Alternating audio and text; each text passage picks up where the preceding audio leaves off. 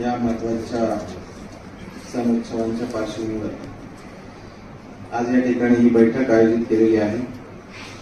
या बैठकीसाठी उपस्थित असणारे सर्व अधिकारी आणि या शहराचे शांतताप्रेमी नागरिक या सगळ्यांचं प्रथमतः मी स्वागत करतो आणि आपणही एक आदर्श सर्वांना घालून दिलेला आहे। आपण सर्वांनी आपल्या कृतीतून निर्माण केली आहे।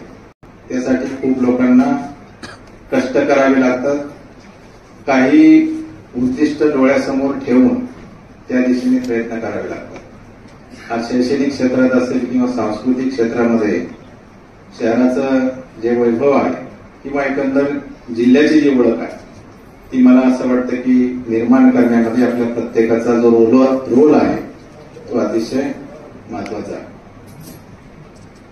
कुठलाही सण आणि उत्सव साजरा करताना काही गोष्टींचं भान आपल्याला निश्चितपणे ठेवण्याची आवश्यकता आहे।